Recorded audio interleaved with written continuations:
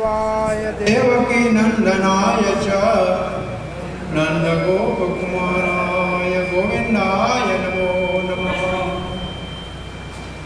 जय श्री कृष्ण चैतन्य प्रभु नित्यानंद श्री अद्वैत गदाधर श्रीवासादि गौर भक्त वृंद। हरे कृष्णा कृष्णा कृष्णा हरे हरे, हरे राम राम राम हरे हरे। हरे कृष्णा। श्री कृष्ण बलराम मंदिर स्कान वृंदावन के ब्रह्मचारी भक्तों के लिए भक्ति शास्त्री के 15वें अध्याय का अध्ययन आज पूर्णाहुति के ऊपर पहुंचेगा। आज हम चौथे विभाग में है त्रिश्लोकी गीता। ये प्रश्न ये उठता है, हरे कृष्णा, प्रश्न ये उठता है कि वेदों का क्या महत्व है। तो इन 3 श्लोकों में जो वेदों का सार है वो समझाया गया है। तो त्रिश्लोकी गीता वेदों का सार है। त्रिश्लोकी गीता वेदों का सार है।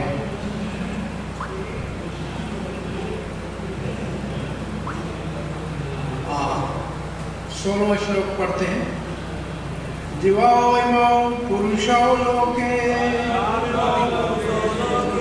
क्षर चाक्षर एव च क्षरः सर्वाणि भूतानि कूटस्थो अक्षर उच्यते। दिवाओ का मतलब 2, इमो इसका मतलब इमो पुरुषों लोक के, पुरुष का मतलब भोक्ता। 2 प्रकार के पुरुष है इस जगत में। लोके का अर्थ है लोकायत, मतलब वेद में जो वर्णित है। लोक को कहते हैं वेदों में 2 प्रकार के पुरुषों का वर्णन है। एक को क्षर कहते हैं, दूसरे को अक्षर कहते हैं। सो ऐसा कहा जाए, लोक में वेदों के अंतर्गत 2 प्रकार के पुरुषों का वर्णन है। एक क्षर है, एक अक्षर है। जो क्षर है सर्वाणि भूतानि। सर्वाणि भूतानि का अर्थ है सारे 5 भूतों के शरीर को धारण करते हैं, जिनको शरीर बदलने पड़ते हैं, इसलिए उनको क्षर कहते हैं। तो क्षर की परिभाषा क्या हुई? जिसको भौतिक शरीर है जो बदलना पड़ेगा, 84 लाख जूने में घूमना पड़ेगा, वो हो गया क्षर सर्वाणि भूतानि। तो कूटस्थ शब्द आपने आपको कभी समझाया होगा। कूटस्थ क्या है? एरन। इसका मतलब वो सदा अपने स्वरूप में रहे। ये 2 शब्दों को ऐसे भी समझ सकते हैं, क्षर अपने स्वरूप में सदा नहीं रह सकता और अक्षर सदा अपने स्वरूप में रहता है। तो इसका सरल अर्थ ये है, बहुत सरल अर्थ ये है साफ, कि 2 प्रकार के जीव हैं, एक मुक्त जीव और दूसरे बद्ध जीव। जो बद्ध जीव है वो क्षर है और जो मुक्त जीव है वो अक्षर है। वो अपने स्वरूप में। ये बलदेव विद्याभूषण और प्रभुपाद जी का ये इसका अर्थ है, इसलिए हम इसी को लेते हैं। अब ये पक्का कर लीजिए आपकी अपनी जानकारी के लिए, 2 प्रकार के जीव हैं, एक बद्ध एक मुक्त। जो बद्ध है वो क्षर है, जो मुक्त है वो अक्षर। परंतु चक्रवर्ती पाठ कहते हैं जो सर्वाणि भूतानि जो है, ये सब जीव तो उसमें आ गए और अक्षर ब्रह्म है। वो क्या कहना चाहते हैं? उनका सिद्धांत ये है कि 16वें श्लोक में ज्ञानियों के लक्ष्य ब्रह्म का वर्णन है और साधन ज्ञान है। 7वें श्लोक में परमात्मा साध्य है और योग साधन है। 18वें श्लोक में भक्ति साधन है और भगवान साधे है, तो वो ब्रह्म परमात्मा और भगवान करके समझाना चाहते हैं, वो इस तरीके से कहते हैं। परंतु हम वो ले रहे हैं जो हमारे श्रील प्रभुपाद जी ने लिया है। तो आइए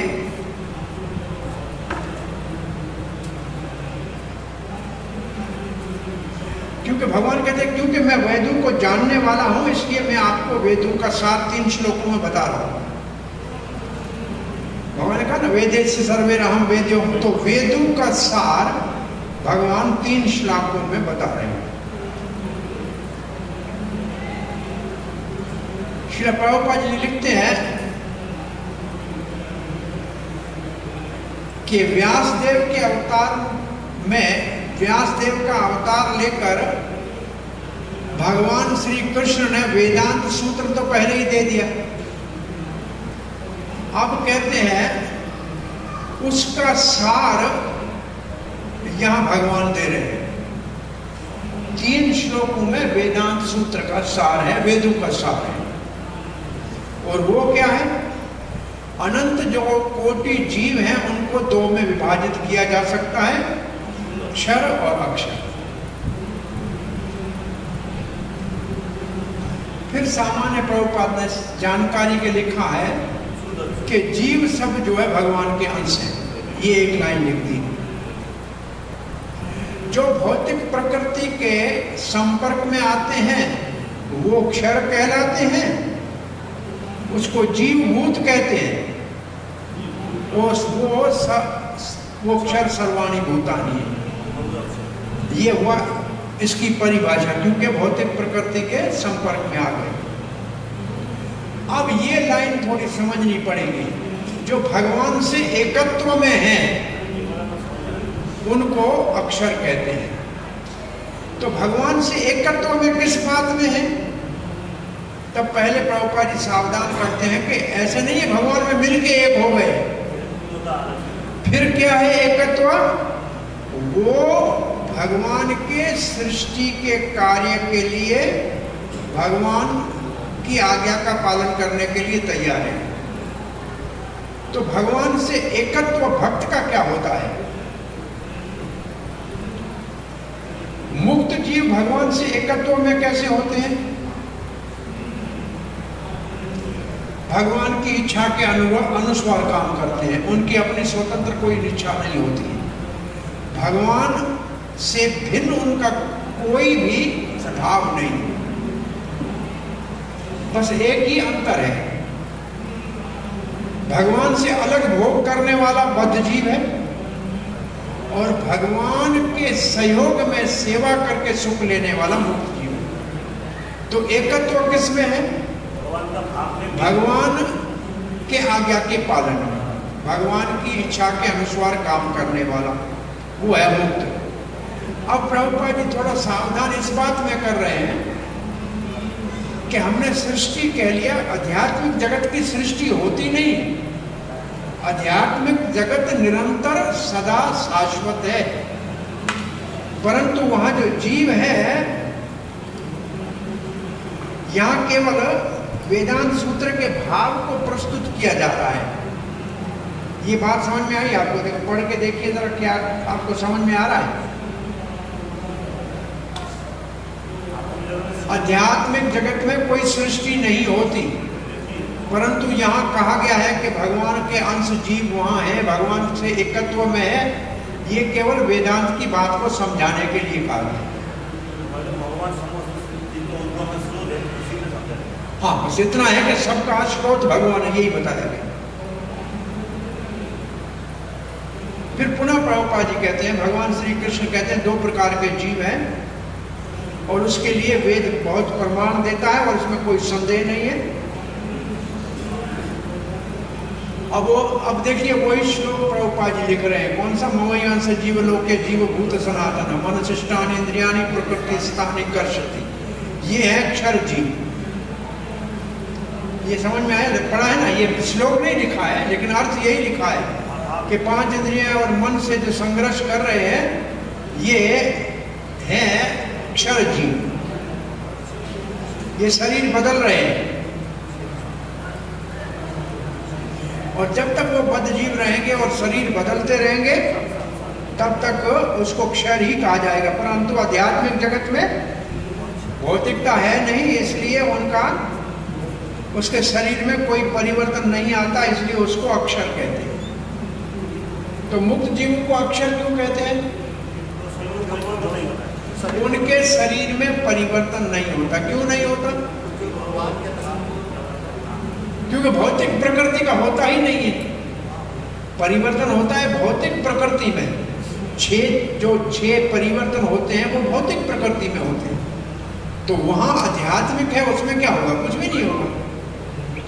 तो क्षर की परिभाषा हुई जिसका शरीर भौतिक है,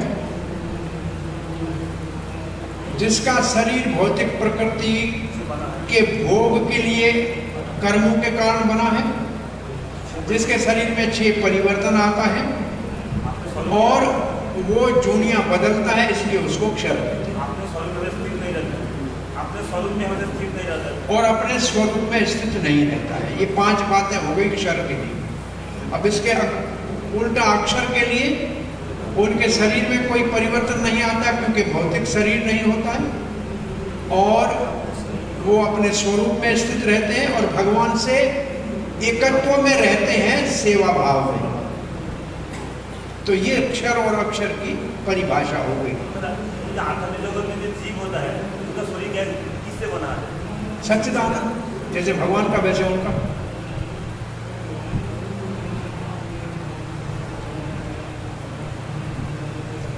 फिर वही बात नहीं है कि वहां बुढ़ापा नहीं, आध्यात्मिक जगत में ये तो सब ठीक है, वो सब एकत्व में रहते हैं।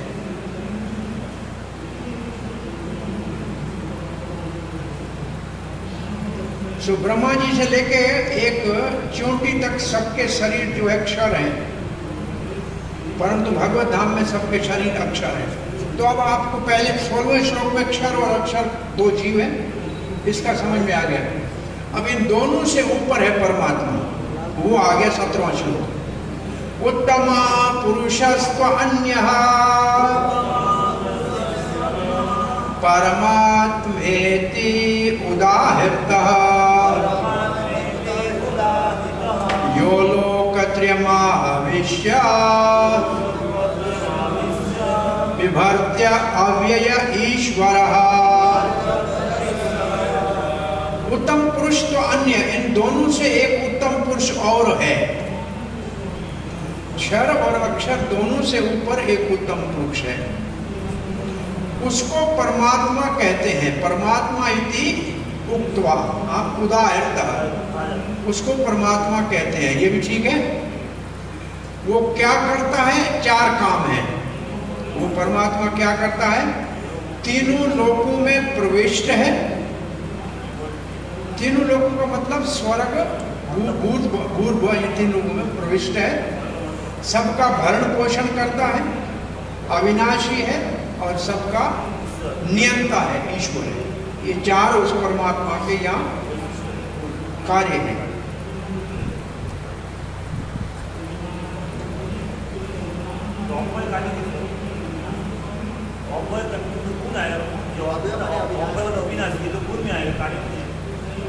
वो अविनाशी है, अव्ययी है, वो अविनाशी है।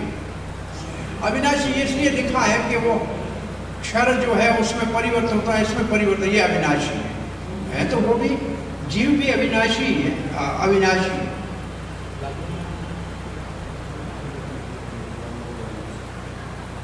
ईश्वर है,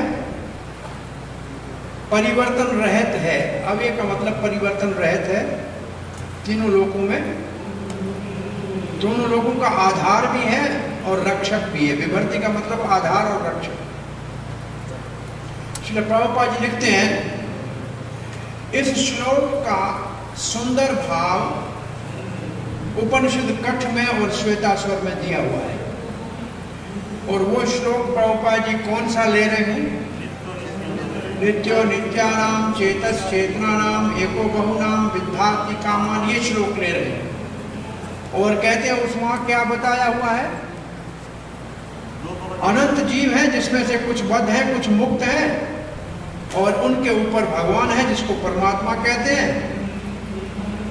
और उपनिषद में क्या लिखा है? नित्य नित्यानाम चेतस चेतन। ठीक है, तो इसका सारांश क्या है? चाहे जीव मुक्त हो या बद्ध हो, परंतु उन दोनों के ऊपर परम पुरुष भगवान का एक विस्तार परमात्मा होता है जो उनका भरण पोषण करता है, रक्षण करता है और उनको भोग की सुविधाएं देता है उनके अपने कर्मों के अनुसार। उनको भोग की सुविधाएं देता है उनके कर्मों के अनुसार।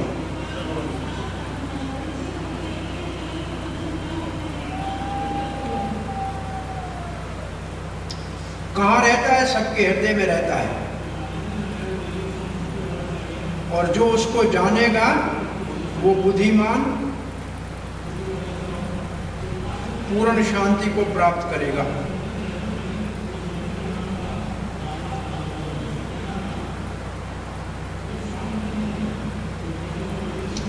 अब त्रिश्लोकों का अंतिम श्लोक। क्षर अक्षर जीवों से और परमात्मा से भी ऊपर है पुरुषोत्तम, वो है भगवान। यस्मात् अक्षरम अतीतो अहम अक्षरात् अपि चोत्तमः अतो अस्मि लोके वेदे च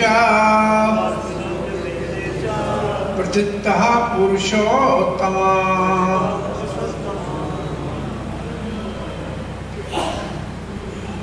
यस्मात् अक्षरम अतीतो हम, उस क्षर से भी अतीत में हूं, अक्षर से भी अतीत में हूं। और इसमें जो शब्द च है ना, यस्मात् अक्षरम अतीतो हम अक्षरात् अपि च परमात्मा है। च शब्द जो इसमें है वो परमात्मा का सूचक है। दोनों प्रकार के जीव और परमात्मा से मैं उत्तम हूं। और अहम कहते हैं, कृष्ण अपनी छाती ठोक के कहते हैं मैं वो हूं, वो मैं हूं जो दोनों से ऊपर हूं। दो प्रकार के जीव और परमात्मा से ऊपर हूं। और इसको लोक और वेद में पुरुषोत्तम कहा गया है। मुझे लोक और वेद में पुरुषोत्तम कहा गया।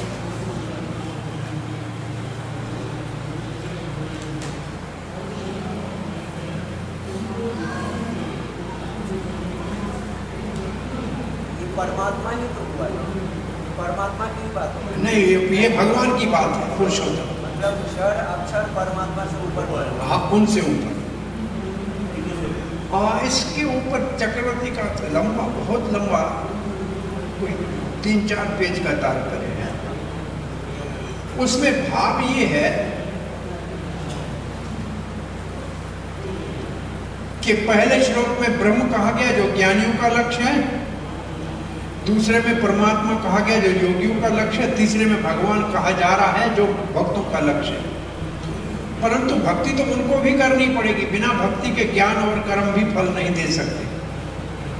फिर इसके लिए शास्त्रों का प्रमाण दिया है और वो भगवान में हम। अब श्रील प्रभुपाद जी लिखते हैं, परम पुरुष भगवान श्री कृष्ण से ऊपर कोई नहीं है, न बद्ध जीव है न मुक्त जीव है, और इसलिए भगवान सबसे महान है। और वो सब व्यक्ति है, भगवान भी एक व्यक्ति है, वो भी सब जीव सब व्यक्ति है। और जीव जो है उसमें 2 प्रकार के हैं, एक बद्ध है एक मुक्त है। परंतु वो दोनों में से कोई भी भगवान की अचिंत्य शक्तियां होने के कारण मात्रा में कभी भगवान से महान नहीं हो सकते। गुण में तो समान है परंतु मात्रा में नहीं। ये गलत है कि जीव और भगवान एक है, ये धारणा जिनकी भी है ये गलत है। कभी भी दोनों एक नहीं हो सकते।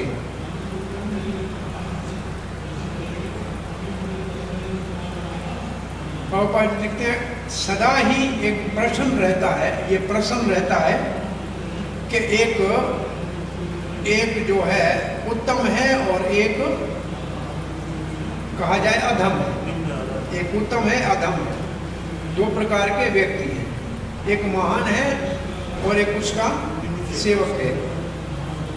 उत्तम यहाँ बहुत महत्वपूर्ण शब्द है, क्योंकि उनसे ऊपर कोई नहीं है। और पुरुष आगम में क्या लिखा है, स्मृति शास्त्र में क्या लिखा है? लोक को कहते हैं, लोक का अर्थ है पुरुष आगम। हमने कहा ना, वेद कहा था ना, आगम वेदों का अंग है। तो लोके जो शब्द है उसकी परिभाषा दे रहे हैं। लोके का अर्थ है पौरुष आगम स्मृति शास्त्र। और लोकायते वेदार्थो अनेन, वेदों का जो उद्देश्य है वो स्मृति में कहा गया है। इसका मतलब लोक का मतलब ही वेद की बात माननी समझनी चाहिए, स्मृति की बात है। लोके च वेदे च का अर्थ क्या हुआ? लोके च वेदे है ना, इसका मतलब स्मृति और श्रुति। लोके का अर्थ हुआ स्मृति और वेद का अर्थ हुआ श्रुति। स्मृति श्रुति दोनों में मुझे पुरुषोत्तम कहते हैं, भगवान कह रहे हैं कृष्ण। ठीक है, सामान्य अर्थ ये हुआ। लोके का अर्थ हुआ स्मृति शास्त्र।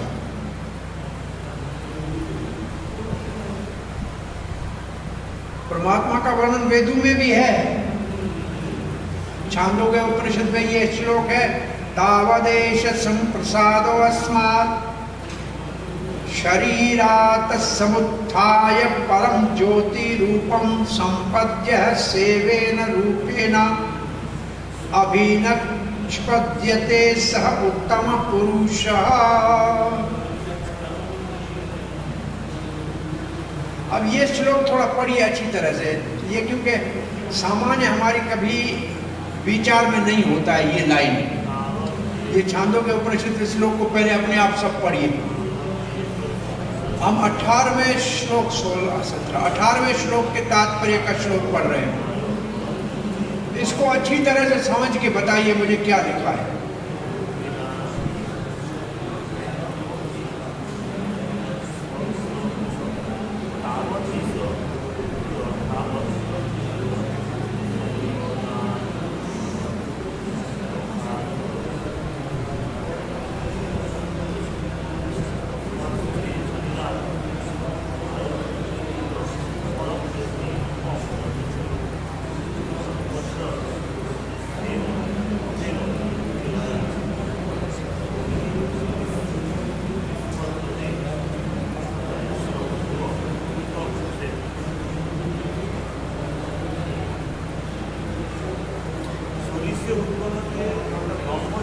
ये पढ़ के सही, श्वेत जो ये छांदोग्य उपनिषद के श्लोक को पढ़ के मुझे समझाओ क्या लिखा है।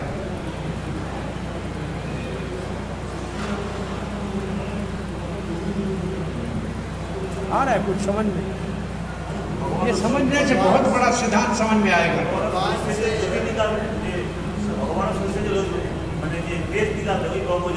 क्या है?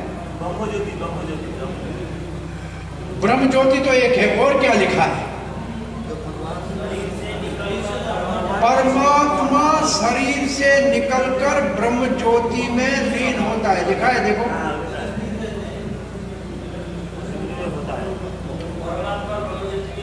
परमात्मा शरीर से निकलकर ब्रह्म ज्योति में लीन होता है, फिर अपने स्वरूप में वहां रहता है, ये लिखा है ना।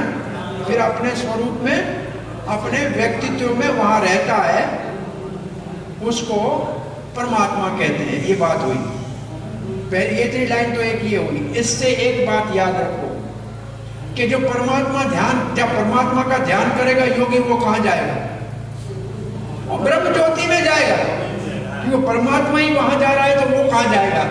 जो जिसका ध्यान कर रहा है वो ही ब्रह्म ज्योति में जा रहा है, तो ध्यान करने वाला कहां जाएगा? वहीं जाएगा ना। तो लोग पूछते हैं परमात्मा का, योगियों का क्या लक्ष्य है? ब्रह्म ज्योति।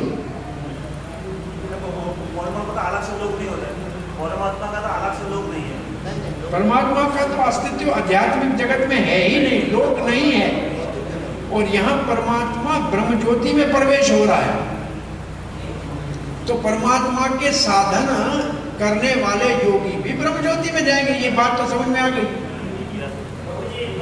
भागवतों में ब्रह्मेति परमात्मेति भगवानेति शब्द से बोला गया है, तो रियलाइजेशन के हिसाब से तो परमात्मा रियलाइजेशन इससे हायर है ना। हाँ, उससे हायर है, परंतु जाएगा उधर ही।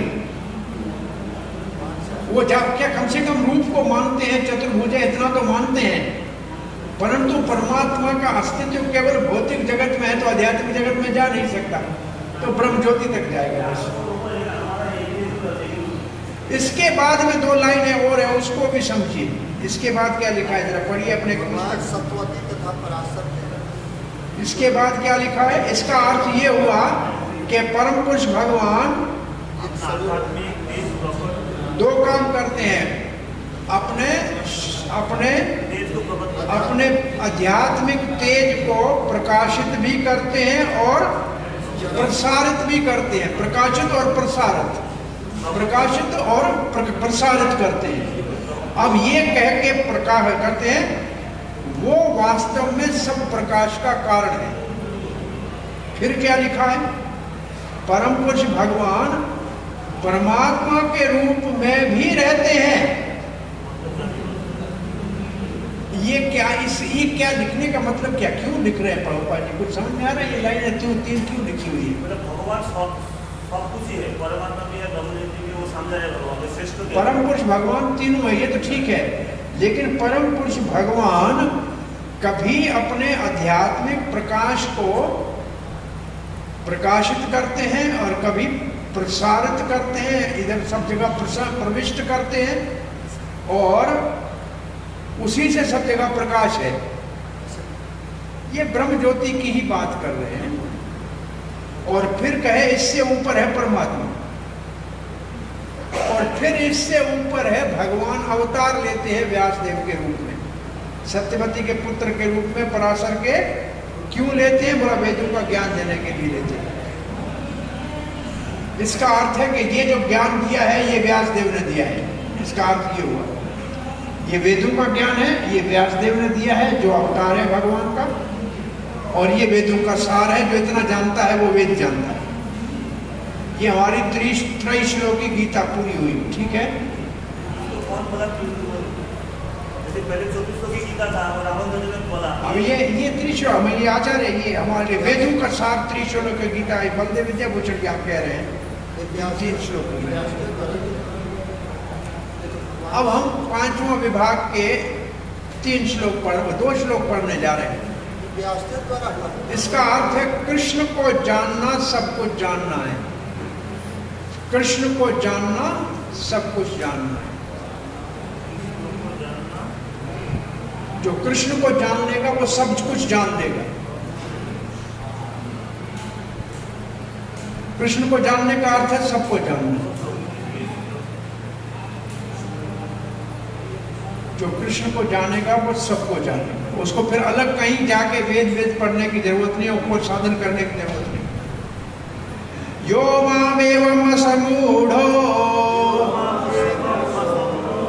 जानाति पुरुषोत्तमम्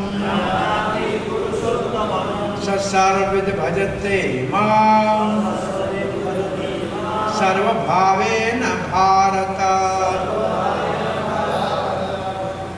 यो माम एवं, जो इस प्रकार से, जैसे हमने त्रिश्लोकी में बताया वेदों का सार, मुझे पुरुषोत्तम जानता है और मेरा विस्तार परमात्मा सबका भरण पोषण करता है, सबके हृदय में रहता है, और 2 प्रकार के जीव हैं। जो इसको जानता है और इसमें भ्रमित नहीं होता है, असमूढ़, जो इससे इसके विषय में मूर्खता नहीं करता है। जानाति पुरुषोत्तम, मुझे पुरुषोत्तम जानता है। सर्वविद भजते मां, वो सब प्रकार से मेरा भजन करेगा। और भजन का अर्थ है मेरी भक्ति करेगा। भजन शब्द भक्ति का सूचक है और भगवान के लिए है और किसी के लिए नहीं। सर्वभावेन भारत, अर्जुन हर प्रकार से, और भावेना का अर्थ ये भी लिख सकते हैं, भक्ति करेगा, सखा भाव में करेगा, वात्सल्य भाव में करेगा। जो 5 भाव है, सब भाव, किसी भी भाव में करेगा। तो भावे का ये भी अर्थ है कि वो मुझसे प्रेम करेगा। भाव का अर्थ वैसे प्रेम भी होता है।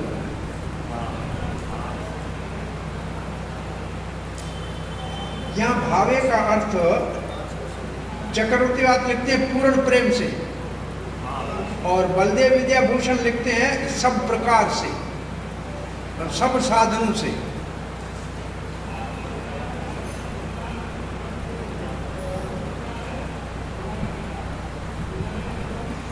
चक्रवर्तीवाद एक प्रश्न उठाते हैं कि भगवान आप तो कहते हैं ये सब ठीक है कि आप पुरुषोत्तम है, फिर एक परमात्मा है, दो प्रकार के जीव है, ये आपने तो कह लिया। दूसरे दार्शनिक और ज्ञानी और दार्शनिक नहीं मानेंगे, फिर भाई दूसरे लोग नहीं मानेंगे तो फिर एक प्रश्न उठाया है। तो उसके उत्तर में कहते हैं देने तो तर्क उनको। हाँ, बोला वो तर्क क्यों देते? बोला माया ने उसको भ्रमित कर दिया। वो मेरी माया से भ्रमित है, परंतु मेरे भक्त ऐसे भ्रमित नहीं होते। और जो ऐसे भ्रमित होता है और तर्क वितर्क करता है, अपने आप को दार्शनिक मानता है, वो सब कुछ नहीं जान सकता। वो असमूढ़ है, वो सब कुछ जान नहीं सकता। पर वो भले सारे शास्त्र उसने पढ़ने हो, बड़ा विद्वान हो, परंतु अगर इसको नहीं जानता है, 3 श्लोकों को, तो वो मुझे नहीं जानता है तो कुछ भी नहीं जानता है। इसका मतलब है कि वो शास्त्र के अर्थ को जानता ही नहीं है। और दूसरी ओर, चाहे कुछ शास्त्र पढ़ा हो या न पढ़ा हो, परंतु इस बात को मान ले जाए कि भगवान ही सब कुछ है, तो समझ लो वास्तव में उसने सब कुछ जान लिया। सम्मूढ़ा, वो असम्मूढ़ा, ये सम्मूढ़ा, सम्यक पूर्ण मूर्ख है। इसलिए वो बात बोलते थे भक्त होता है वो मूर्ख नहीं होता।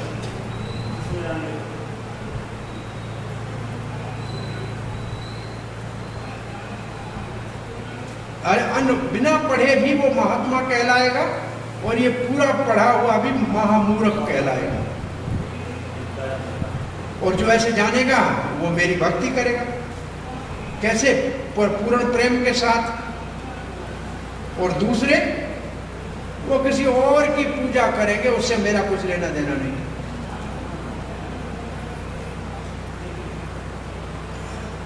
अब 3 श्लोकों को जानने वाले का क्या फल है? 3 त्रय श्लोक की 15वें अध्याय की इस गीता के संदेश को जानने वाले का फल भगवान बता रहे हैं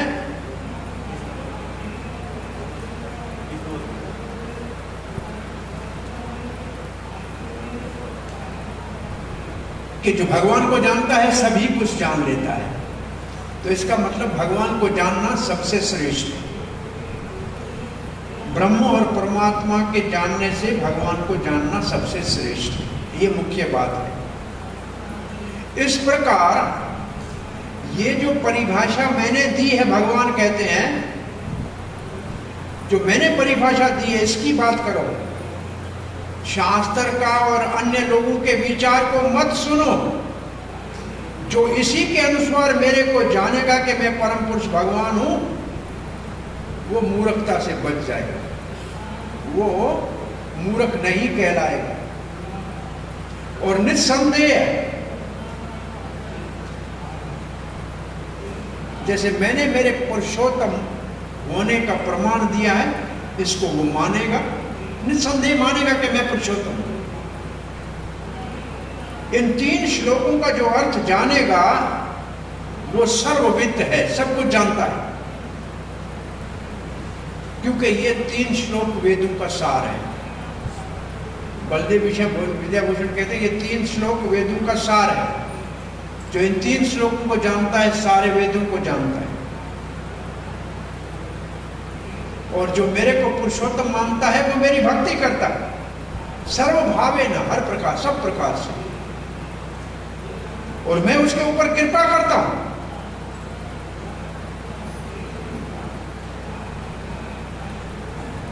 क्या लिखते हैं बलदेव विद्याभूषण? कि मैं उसके ऊपर कृपा करता हूं, क्योंकि वो मेरी भक्ति करता है, मैं करता हूं कृपा। और मेरी कृपा से उसको क्या मिलता है?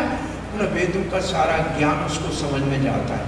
बोला वो कौन सा ज्ञान है वेदों का जो उसको समझ में आता है?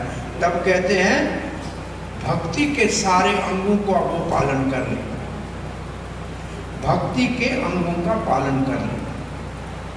भक्ति के सारे अंगों का पालन कर रहेगा, परंतु दूसरे जिनको संदेह है मेरे पुरुषोत्तम होने में, जो मुझे पुरुषोत्तम मानने में संदेह करते हैं, शक शुबा करते हैं, भले वेदों को पढ़ा हुआ परंतु मूर्ख मानना चाहिए। वो हर प्रकार की पूजा करे परंतु वो भक्त नहीं है। अब श्री प्रभुपाद जी का भाव पढ़िए। बड़े दार्शनिक हैं, ज्ञानी हैं, वो जीव के स्वरूप के विषय में और भगवान परम सत्य के विषय में बहुत कुछ विचार करते रहते हैं। इस श्लोक में परम पुरुष भगवान ने स्पष्ट रूप से कह दिया, जो कृष्ण को जानेगा परम पुरुष पुरुषोत्तम के रूप में, वही वास्तव में सब कुछ जानने वाला है। अधूरा जानकारी वाला केवल समय कहाँ, केवल तर्क वितर्क करता रहेगा परम सत्य के विषय में, परंतु पूर्ण ज्ञान प्राप्त नहीं कर सकेगा, ज्ञान में सिद्धि प्राप्त नहीं होगी, समय बर्बाद करेगा।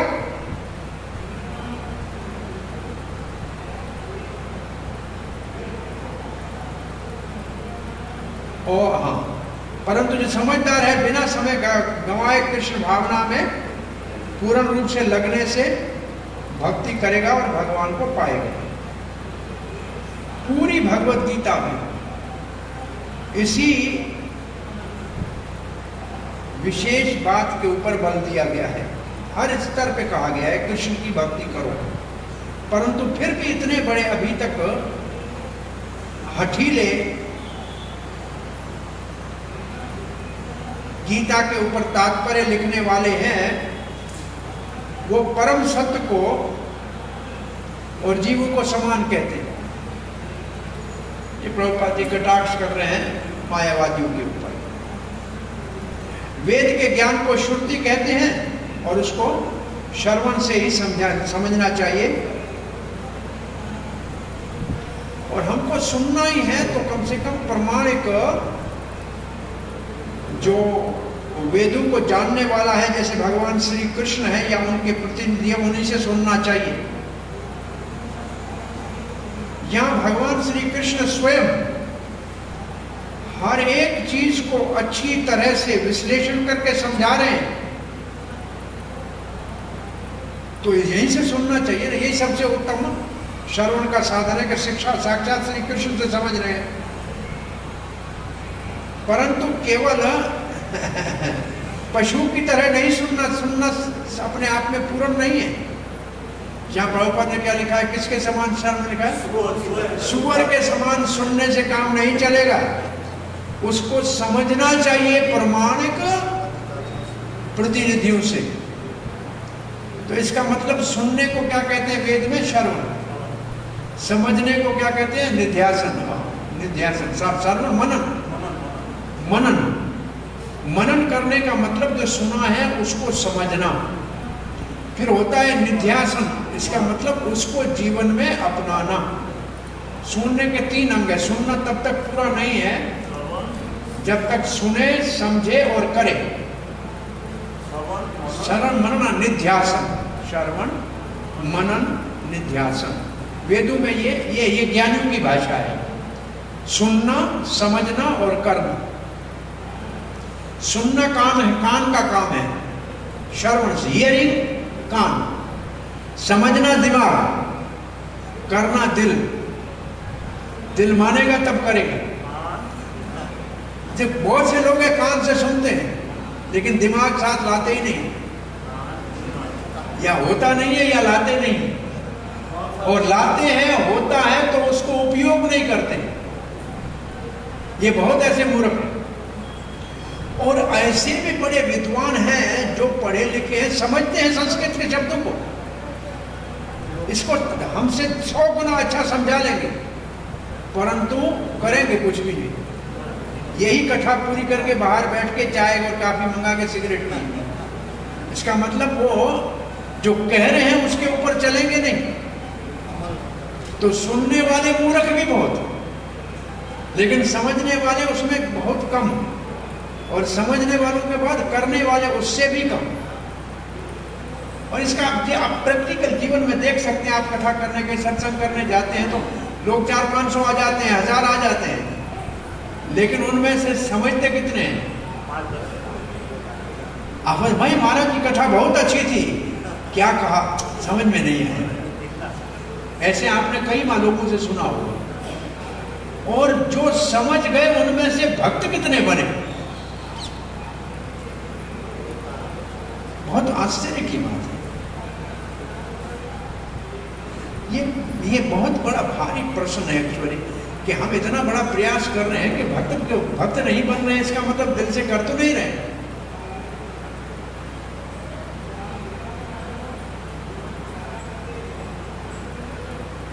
तो ये बात बहुत महत्वपूर्ण है कि सुनना, समझना और करना। कान से सुनना, दिमाग से समझना और हृदय से करना। एक महाराज से किसी ने पूछा, महाराज कुछ हमको एक शब्द में उपदेश दीजिए। बोला अपना लोटा साथ लेके कथा में बैठा करो। उसने बोला लोटा काहे के लिए बैठना, कहते जहाँ जाओ लोटा साथ ले जाओ। तो उसने समझा पानी को, बोला लोटा मतलब ये तुम्हारा दिमाग उधर ही कथा में समझने के लिए रखा करो, तेरा लोटा कहीं घूमता रहे तो कथा में बैठे किसी काम के नहीं हो। दूसरे ने पूछा महाराज से कि महाराज उपदेश एक शब्द में बोलो, कुत्ता मत बनो शेर बनो। बोला महाराज इसका अर्थ क्या? मैं इंसान हूँ, कुत्ता हूँ या शेर हूँ? तो फिर तो जानवर ही रहा। भाई कुत्ता बने या शेर बने रहे तो फिर तो पशु तो है ही ना। तो उसने बोला दोनों में एक अंतर है। आप कुत्ते को पत्थर मारो तो कुत्ता पत्थर की ओर भागेगा, आपकी ओर नहीं आएगा। और शेर को मारो, कोई चीज मारो, उसको नहीं देखेगा, आपको देखेगा। तो शेर बनो का मतलब दुनिया में दुख आए सुख आए देने वाले भगवान के ऊपर नजर रखो। कुत्ते की तरह दुनिया के ऊपर नजर रखो कि इसने मुझे तकलीफ दी, उसने तकलीफ दी। ये कुत्ता मत बनो, शेर बनो। आया जो है भगवान से आया है, आपकी दृष्टि वहां जमी रहनी चाहिए। तो यहाँ ये बात भगवान की यहाँ माननी चाहिए। और कोई कुछ कहे, कोई साधन कहे, हमको नहीं करना है। कृष्ण ने कहा है कि मेरी भक्ति करो, हमको यही करना है, बस ये निर्णय करना है। अब प्रभुपाद जी लिखते हैं ये भी अच्छा नहीं है केवल एक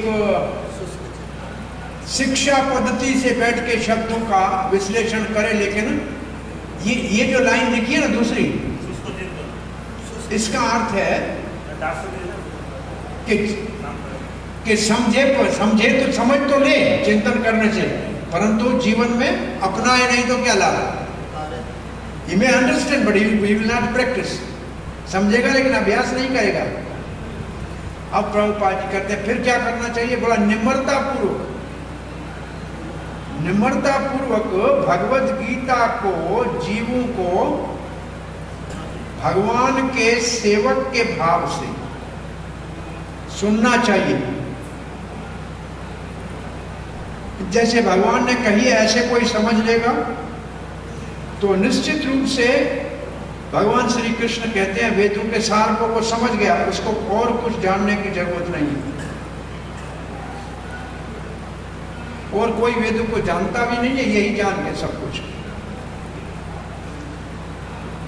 तो यहाँ प्रभुपाद ने सुनने के लिए कौन सा साधन बताया? निम्रता पूर्वक और दास्य भाव से। तो भगवत गीता समझेंगे तो वेदों का साथ समझ में आ गया और कुछ समझने की आवश्यकता नहीं है। अब भजते शब्द की प्रभुपाद जी परिभाषा लिख रहे हैं। अभी तक क्या प्रभुपाद ने कहा? सर्वविद सब कुछ जान लेगा, उसकी परिभाषा हुई। अभी तक सब कुछ कृष्ण को जानने से सब कुछ ये हो गया। अब भजते शब्द बहुत महत्वपूर्ण है। अन्य स्थानों में भी भजते शब्द आया है। ये भगवान की सेवा के संबंध का श्लोक, केवल भगवान से ये जुड़ता है। एक और जगह भजते शब्द के ऊपर प्रभुपाद का तात्पर्य आपको याद है? पूजा हम किसी की करें न करें तो कम से कम लोग कहेंगे ये असभ्य है, परंतु भक्ति नहीं करेंगे तो पतन होगा। भजन नहीं करेंगे तो पतन का होगा। और वहां प्रभुपाद ने 11वें स्कंद भागवत के एक श्लोक का जो है उदाहरण दिया है, पता भजन नहीं करेगा तो पतन त्यादर। ये 11वें स्कंद का श्लोक दिया हुआ है। कहाँ भगवत गीता में कहाँ है ये? भजते, जहाँ जहाँ भजते शब्द है वहाँ एक तात्पर्य पूरा लंबा है। छठे अध्याय में। अच्छा, 7 में कहीं भजते कहाँ शब्द है? भजते माम अनन्य भाव।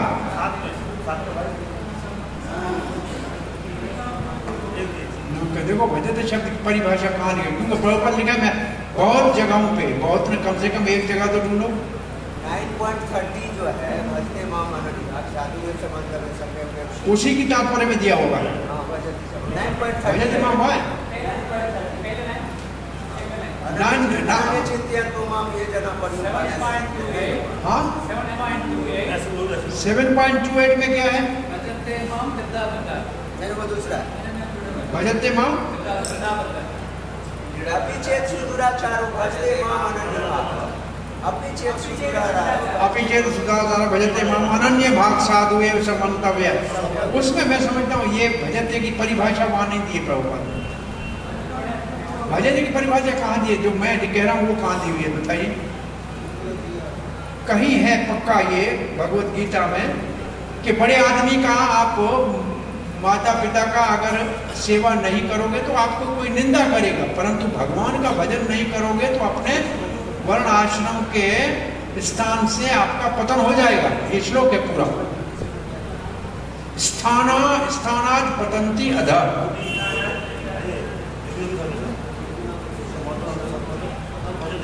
ढूंढो भाई ढूंढो। योगी नाम योगी नाम सर्वेशाम मदगते अंतरात्मा श्रद्धावान यो भजते माम, वहां भी हो सकता है।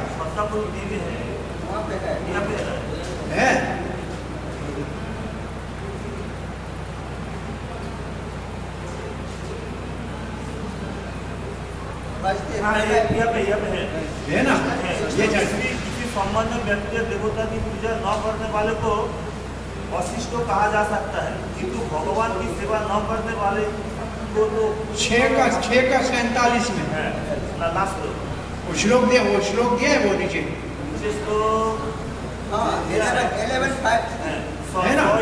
तो साक्षात दिया है 11.5 तो ये क्योंकि यहाँ लिखा है इसके आधार पे उसको देखने के बगैर ये पढ़ना ठीक नहीं है।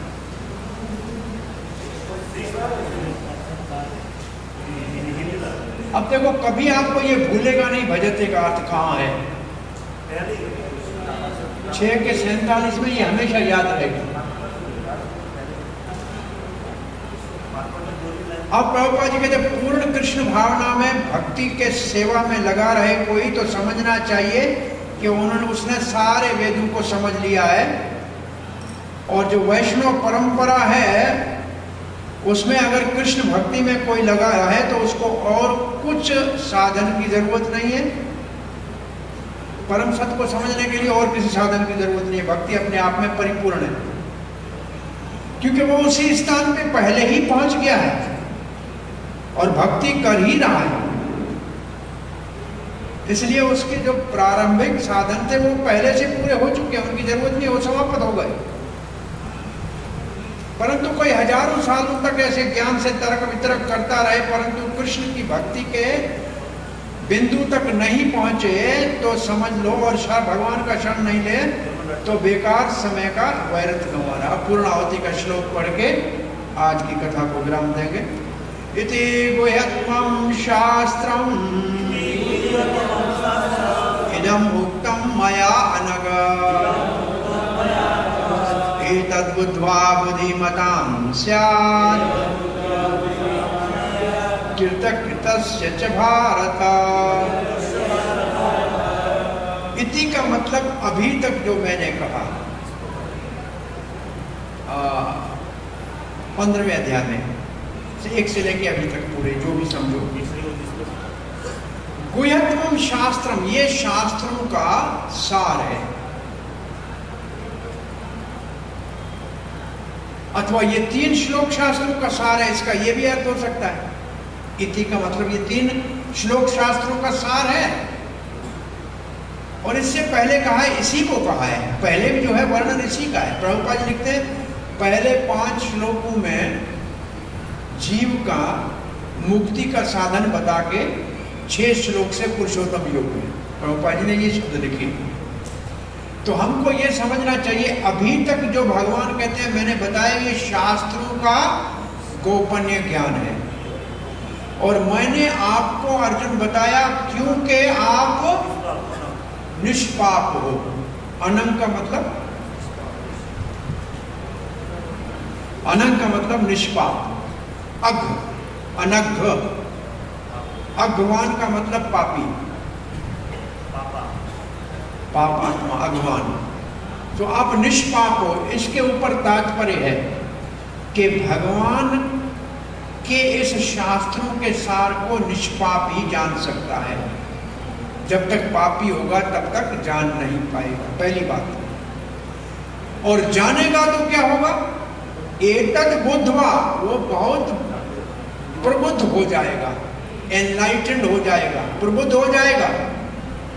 बुद्धिमान स्यात्, बुद्धिमान बन जाएगा।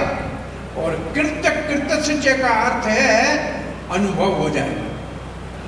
केवल जानकारी नहीं, अनुभूति हो जाएगी।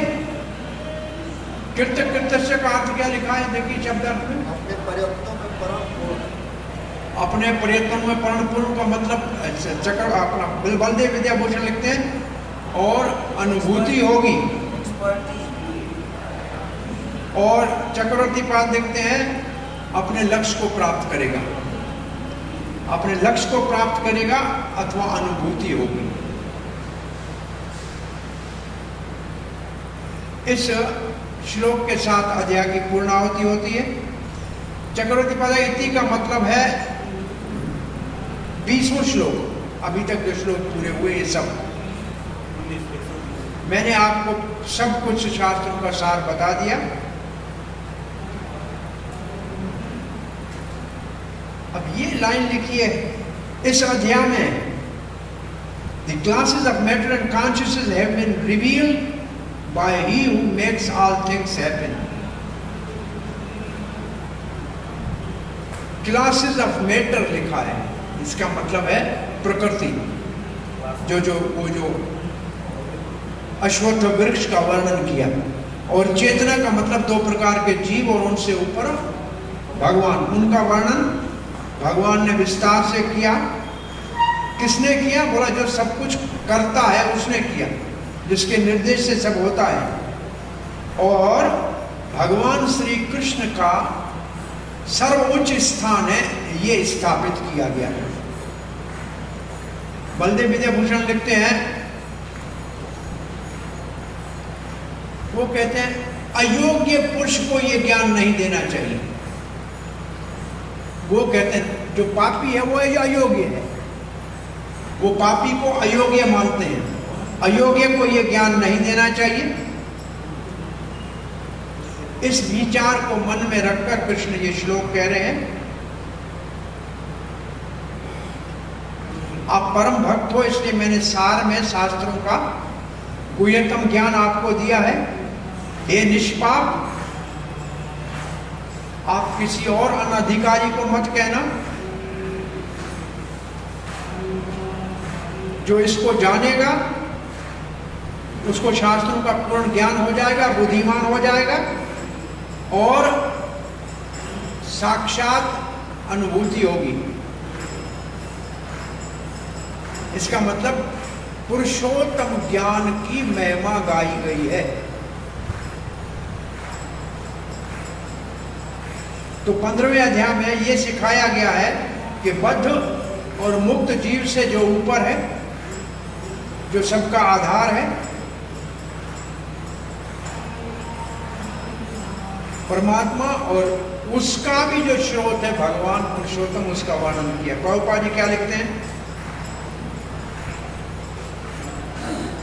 कि यहां भगवान स्पष्ट कह रहे हैं सारे शास्त्रों का सार है, और उसको ऐसे समझना जैसे जैसे भगवान ने दिया है। और ऐसे कोई समझ लेगा तो बुद्धिमान हो जाएगा और दिव्य ज्ञान पूर्ण रूप से प्राप्त हो जाएगा, आध्यात्मिक ज्ञान की सिद्धि को प्राप्त करेगा। दूसरे शब्दों में परम पुरुष भगवान के दर्शन को समझने के लिए हमें दिव्य सेवा में लगने की आवश्यकता है। दिव्य सेवा से क्या होगा? हम भौतिक प्रकृति के कलमश से मुक्त हो जाएंगे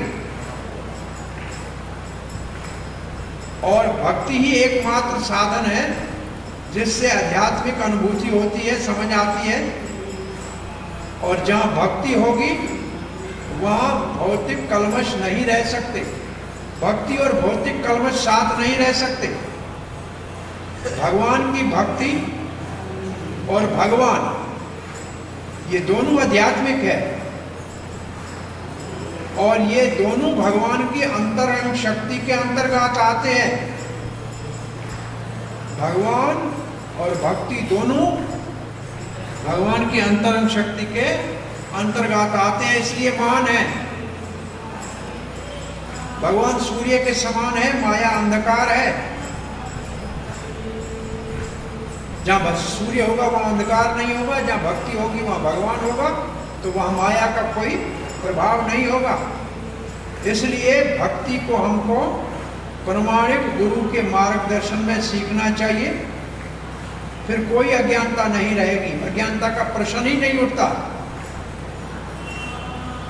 सबको कृष्ण भावना को स्वीकार कर लेना चाहिए और भगवान की प्रेममयी भक्ति में लगकर बुद्धिमान और पवित्र होना चाहिए। जब तक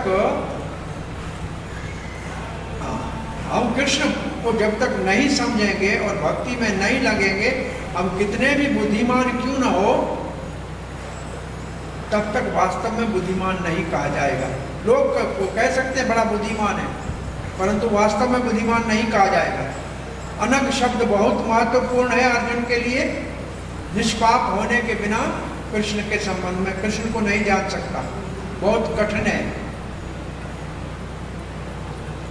हमको सारे भौतिक कर्म से, पापों से मुक्त होना पड़ेगा, तभी भक्ति को समझेंगे। क्यों? भक्ति पवित्र है, शक्तिशाली है। अगर कोई भक्ति करेगा तो अपने आप निष्पाप बन जाएगा। मतलब भक्ति कैसे करनी चाहिए? भक्तों के संग में, पूर्ण कृष्ण भावना में। और अब दो बातें प्रभुपाद लिख रहे हैं, ये आपके प्रश्न में होना चाहिए, ये आपके प्रश्न में होगा। कृष्ण की भक्ति भी करे, भक्तों के संग में पूर्ण कृष्ण भावना में लगे, फिर भी उसको कुछ चीजें हैं जिनको त्यागना पड़ेगा पूर्ण रूप से। वो क्या है? दो है हृदय की दुर्बलता, और वो है दो प्रकार की। तो दो प्रकार की हृदय की दुर्बलता कौन सी है, वो अब आप समझ लें, फिर आगे बढ़ते हैं। पहला हृदय की दुर्बलता है भौतिक प्रकृति का स्वामी बनने की इच्छा। इसका सीधा अर्थ है भगवान से ईर्ष्या करना। क्योंकि भगवान कहते हैं मैं स्वामी हूं और हम कहते हैं हम स्वामी बनेंगे। भाई प्रकृति का स्वामी कौन? भगवान। और हम कहें हम बने तो ये भगवान से हो गई ईर्ष्या। हो गई ईर्ष्या कि नहीं हो गई? दूसरा, और इसी के लिए वो भगवान की दिव्य सेवा को छोड़ देता है, प्रभुता के अंध में छोड़ देता है।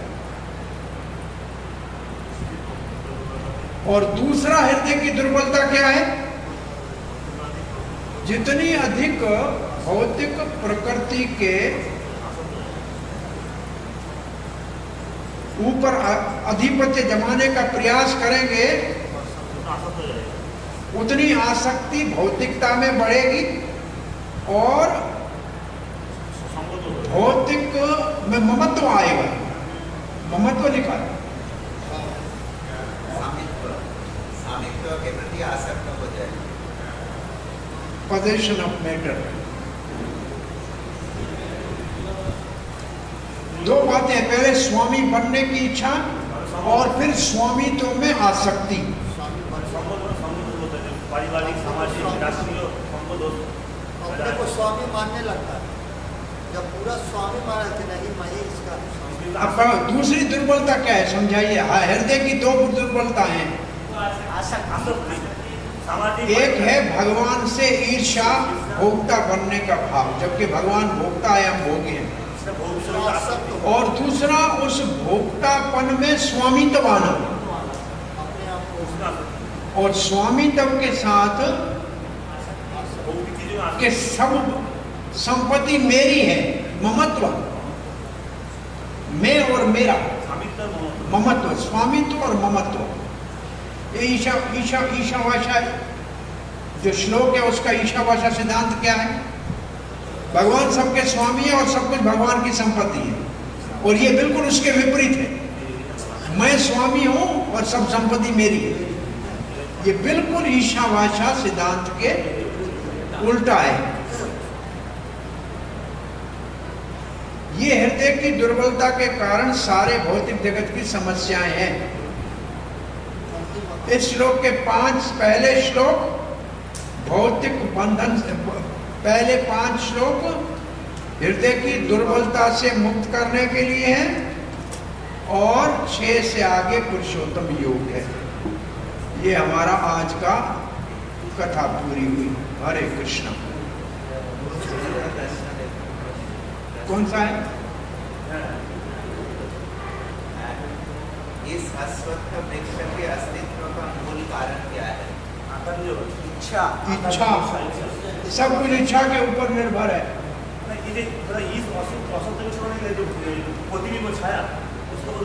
हाँ,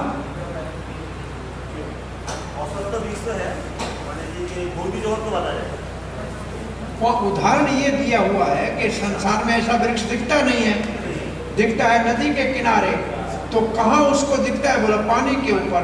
ऐसे भौतिक जगत इच्छाओं के ऊपर ले रहे हैं। इस शास्त्र से इस अश्वत्थ वृक्ष को काटा जाना चाहिए। असंग वैराग, ज्ञान और वैराग, वैराग को, ज्ञान को और वैराग से तेज करके असंग शस्त्रेण दृढ़ेन चित्तो। और इस मोह के वृक्ष को काटने के लिए क्या कदम उठाने की आवश्यकता है? ये है निर्माण मोहाजित संदोष। जो साधन क्या है इस वृक्ष को काटने के लिए? इसका वो उत्तर होना चाहिए, इसका उत्तर वो होना चाहिए ना। ये काटने के लिए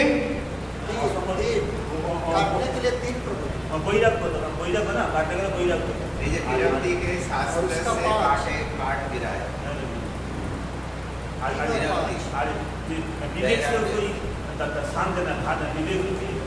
हाँ, वो तो लिखाया था कुछ उसमें, वो वही लिखे 2-3 चीजें। ज्ञान और वैराग।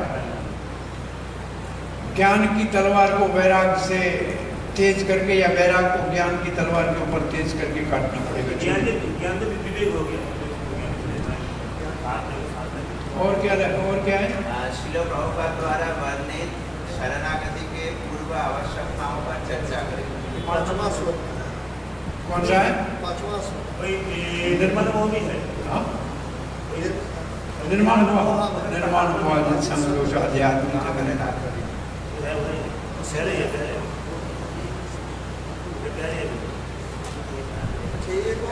पहले 28 और 29 हमको लग रहा है कि एक जैसा है।